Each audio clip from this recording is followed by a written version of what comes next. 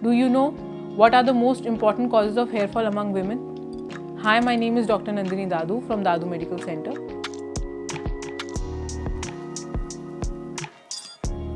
सबसे इम्पॉर्टेंट कारण क्या हो सकता है हेयर फॉल के लिए? सबसे पहला तो है डेफिशिएंसी। आपके खाने में वो पदार्थ ही कम हो जो आपके बालों के लिए ज़रूरी है, जैसे कि विटामिन डी की डेफिशिएंसी, विटामिन B12 की डेफिशिएंसी और आयरन की डेफिशिएंसी। दूसरा कारण जो होता है वो है टेलोजन एफ्लूवियम। इसका क्या मतलब है? इसका मतलब ये है कि अगर आप कुछ समय के लिए बीमार रहे हो, जैसे कि आपको टाइफाइड हुआ हो, मलेरिया हुआ हो या डेंगू हुआ हो, या आजकल जो सबसे कॉमन है वो है कोविड, तो उस आपके बीमार होने के 3 महीने बाद आपको हेयर फॉल दिखेगा, विच इज़ वेरी कॉमन। आपने पोस्ट कोविड हेयर फॉल के बारे में सुना ही होगा। तो ये सब रिवर्सिबल कॉजेज़ हैं। तीसरा जो कारण है वो है हार्मोनल, जिसका सबसे इम्पॉर्टेंट रीज़न जो फीमेल्स में है वो है PCOD यानी कि पॉलीसिस्टिक ओवेरियन डिजीज़।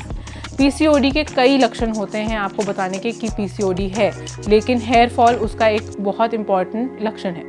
उसमें क्या होगा कि आपका हेयर फॉल तो होगा ही होगा, साथ में आपका घनापन भी कम होगा और आपके धीरे धीरे जो ग्रोथ रेट था आपके बालों का वो भी कम हो जाएगा।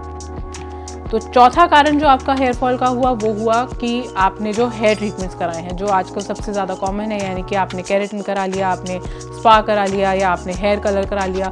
इन तीनों कारणों से आपने अपने बालों की जड़ों को बहुत कमज़ोर बना लिया और इसलिए ये बाल टूट के झड़ गए। पांचवा कारण हो सकता है कोई auto immune disease. Auto immune disease में जिसमें कि हम आता है एलोपेशिया एरियाटा, जिसमें कि आप देखेंगे सडनली कि आपके बालों में एक छोटा सा पैच है जहाँ पर बाल है ही नहीं। अगर ऐसा कोई पैच दिखता है तो आपको अपने डॉक्टर से जल्द मिलना है ताकि वो आपको बता सकें, क्योंकि ये पैच ठीक किया जा सकता है।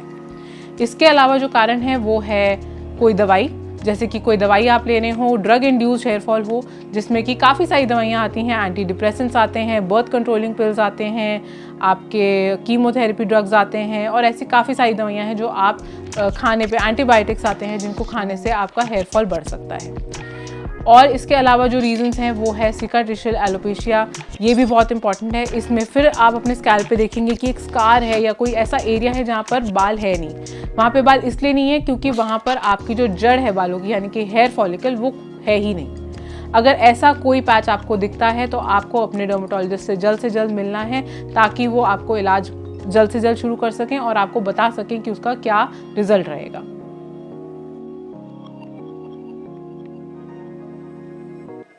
Thank you.